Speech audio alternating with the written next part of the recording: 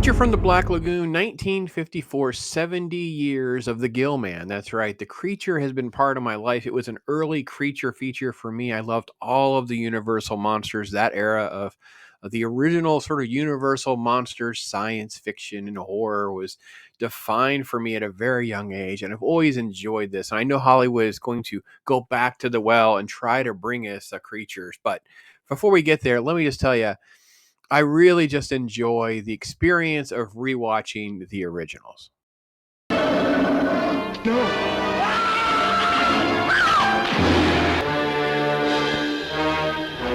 For me, The Creature was always one of the most interesting because they had to be very inventive on how they were going to get different shots in the film, how they were going to bring to life the underwater sequences. And, in all truthfulness, here in Florida is where most of this was shot.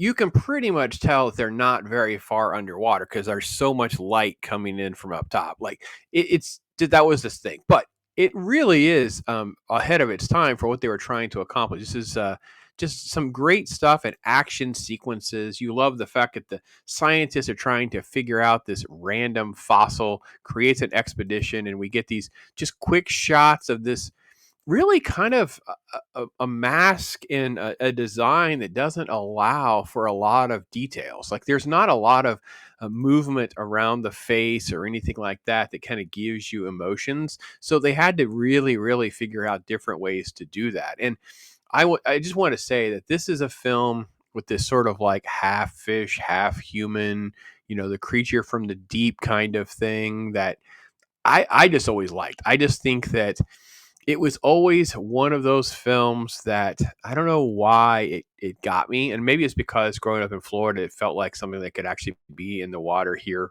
locally. Maybe that was probably why. But the design and the way it was shot and everything. Science couldn't explain it, but there it was, alive in the deep, deep waters of the Amazon. A throwback to a creature that had existed. Lead actress Julie Adams, though, man, she was just beautiful, and the film does such a good job of the damsel in distress type thing. And then if you watch the trailer, I think to myself, man, the 1950s, watching this shot where she's screaming and the creature grabs her, jumps overboard into the water, and I'm like, wow, that actually had to just be riveting. And then they just deliver with just a lot of this sort of like action adventure. What is actually going on? How do we not want to go see this movie in theaters? And the fact that it has been so long, I would love to really kind of get sort of a matinee or a double feature of a couple of these films and kind of see how the experience is in the theater. Very much like we did with Wizard of Oz. Mrs. Pops and I had seen Wizard of Oz, and I can tell you, if you ever get a chance to see it in a theater, it will change everything for you because all of that setup in that early part where it's all shot in sepia and then she steps into Munchkinland is even more dramatic when you're in a dark theater and you have just that big screen. The vibrant colors just really pop off at you. With something like this that's in black and white that really kind of plays on the ambiance and the stress and the tensions kind of building and moving and navigating very carefully, I'm just interested to see how that would actually play out in a theater experience. Lastly, I just want to give some love for Lis Patrick. She is actually the designer who worked at Disney at the time. She created the actual creature head, the prosthetics, and that kind of thing was, and that reputation and that credit was sort of like stole from her from makeup artist Bud Westmore. And this has kind of had come to light, and it has been corrected. But she has worked in this industry. She kind of made something that is so incredibly iconic and doesn't always going to get the credit that she deserves. I actually thought that this whole woman in Hollywood trope and how all this stuff has kind of been uh, uh, escalated or brought into the mind's eye. I feel like one of the things that Disney missed the boat on was an opportunity to highlight this woman's credits and some of the things, but I think they didn't want to do it because this actually was a universal project. So they didn't really want to go down that avenue, but she deserved a lot of that credit for her work at that time. So overall, Creature from the Black Lagoon is a great one for me, and I tend to be even like more skeptical that we're going to get to a place where hey, by the way, pops, we're going to do this new version, this new movie is coming your way, and a remake and all of that. And I will say I'm in the minority when it comes to liking some of these new adaptations. Some folks actually like them more or less than I do. Let me just go ahead and pull this up here for you guys here. We'll pull it over.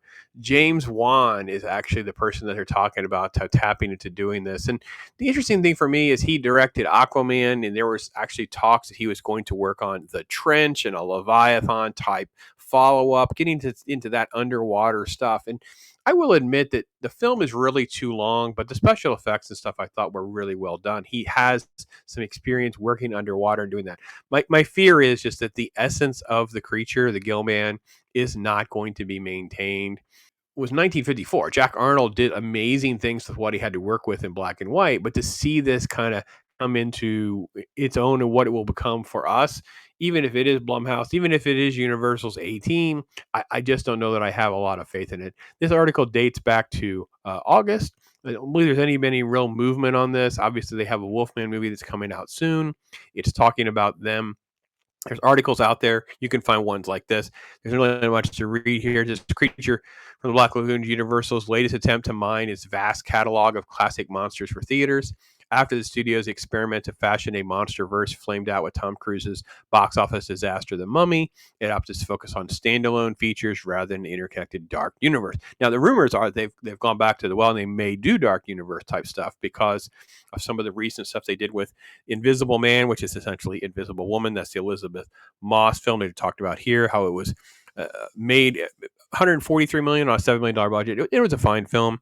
Renfield, though, the Nicholas Hoult one with Dracula and Nick Cage, did not do great at all. So Wolfman's coming out soon. We'll kind of see where things kind of land. For me personally, this is one I don't know that I have faith in. I will say James Wan is probably one of the best people to at least give it a go.